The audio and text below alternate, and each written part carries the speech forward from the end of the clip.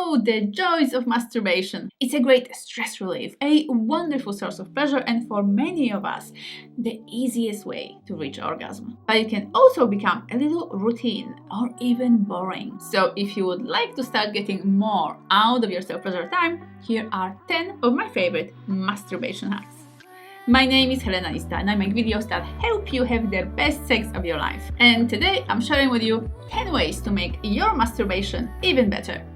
Start with intention, and what I mean by that is make your self-pleasure time, your masturbation time, intentional. Don't think of it as this thing you sort of squeeze into this little gap of time you might have at the end of the day or at the beginning of the day or somewhere between other tasks during the day. That kind of thinking actually results in masturbation that is fairly rushed and usually quite mechanical, meaning that usually you don't have more than a few minutes for it and you typically will resort to the same kind of strokes, moves or activities that you always do. So instead, I would like you to start thinking about masturbation as something that you plan more properly and prepare for. And it doesn't mean that it has to be anything big or involving any kind of big preparatory steps. It's more so the mindset around allowing a bit more time for it and preparing the space for it so that you can have a better, more intentional experience here. So that might look like giving yourself a bit more time for it. So maybe going to bed a bit earlier if you choose to masturbate in bed,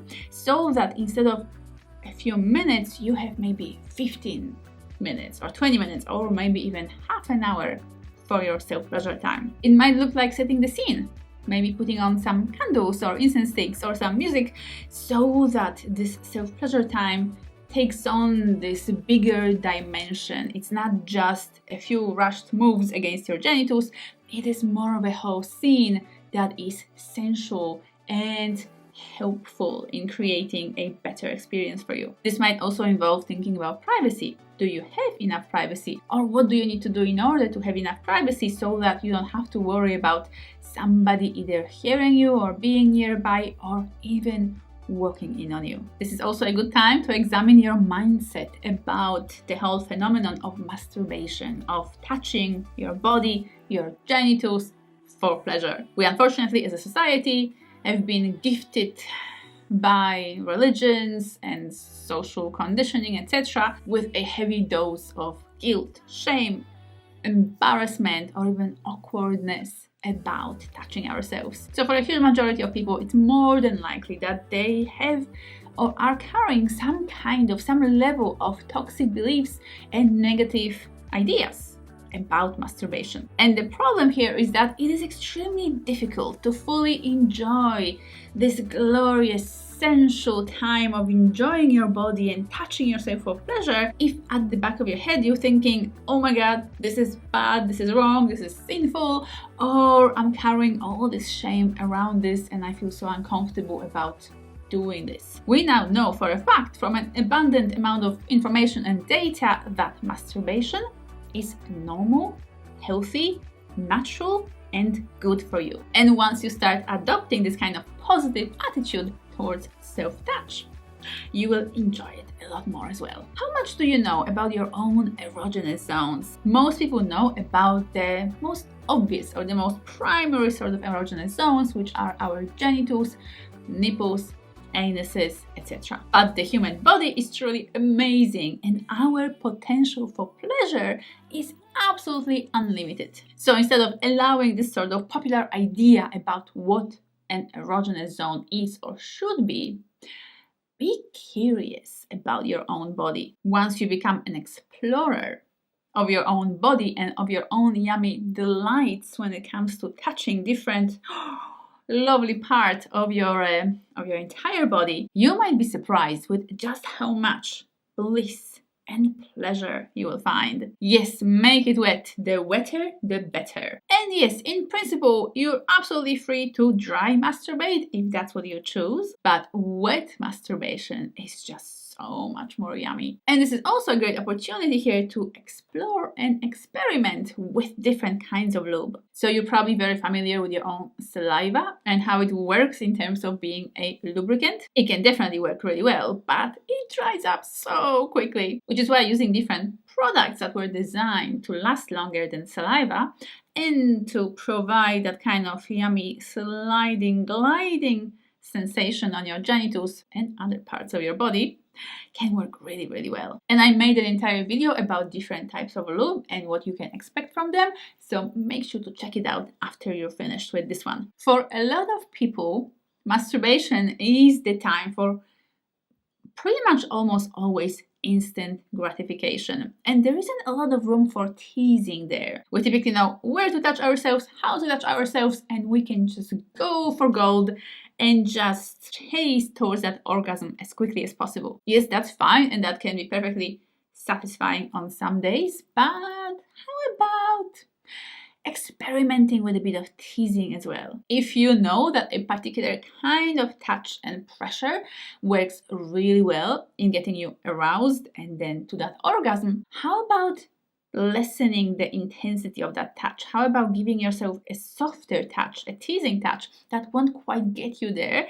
but will still create all this pleasure and all this arousal without quite giving you that instant gratification too quickly? You can also work around your favorite, most sensitive erogenous zones. So instead of going for that spot that is sensitive, that is orgasmic, that is pleasurable, work around it with your hands and fingers. Allow your body to feel the desire for that primary erogenous zone to be touched. Your clitoris, your nipples, the head of your penis, etc. But instead of going straight there, work around those areas and allow your body to beg for what it truly desires. Going up and down in the intensity of your pleasure and your sensations is probably my absolute favorite thing to do when I touch myself. So this is all about this idea that there is this building touch where you're rubbing, you're stroking, you're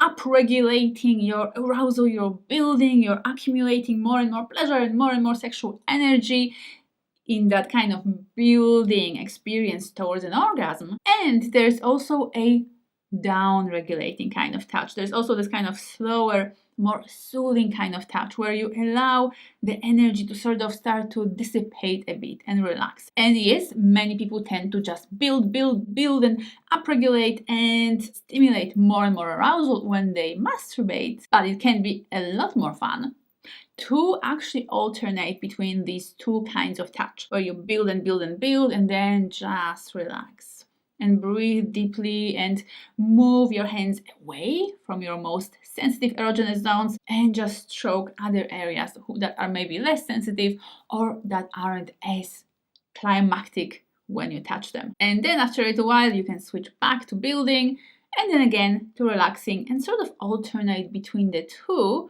which will create much more expansive and immersive sort of pleasure for you. How about mixing it up a bit when you touch yourself? Another thing we know from abundant amount of research and data is that human body and our nervous system gets used to a certain level of stimulation. It basically means that something that used to be very highly stimulating a year ago or a few years ago won't be so in the future if you keep doing that particular thing. If you keep applying that same amount of stimulation or intensity when it comes to pleasuring and arousing your body, over time, the effect of that touch is going to start lessening. And this is where the idea of mixing it up and experimenting can come as a wonderful solution. And here, the sky is the limit. You can experiment with whatever you want. The positions that you use or that you get into when you self-pleasure, do you always sit down or lie on your back? Maybe trying being on your fours or standing up or being on your side, etc. How about mixing it up with where you do it?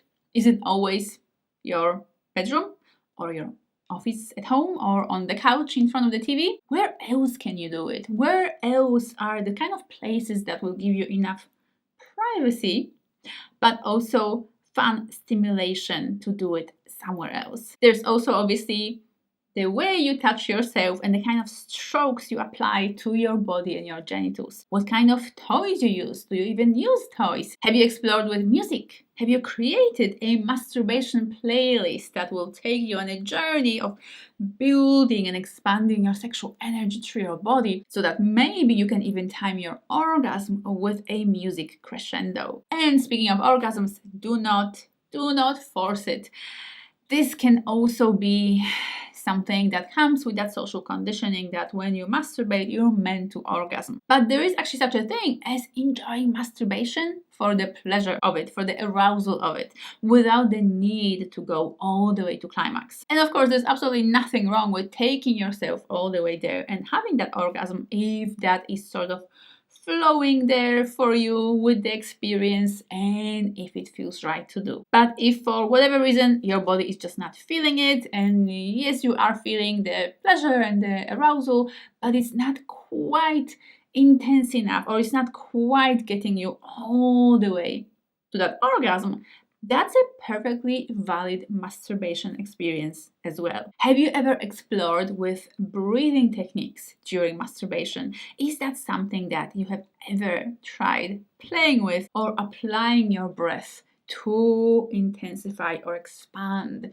your erotic orgasmic pleasure? There's this thing I particularly love to do when I start taking these deep, very relaxed breaths when I'm on the edge of orgasm. So it will kind of slow down the experience itself of getting over to that orgasm, to getting over the edge of orgasm, but it also really profoundly intensifies the experience when it does happen. And I teach many different techniques, breathing techniques, but not only, when it comes to self-pleasuring, in my masturbation coaching online course. So if you do like the idea of masturbating like a pro, then I think that you should check it out. I did include the link to the program in the description bar below. And finally, tip number 10, don't eat too much before you masturbate. As is the case with eating too much before sex, eating too much or overeating a bit before you masturbate can actually make the experience a bit more uncomfortable for you. It can make you less willing to try different positions or move your body in ways that would be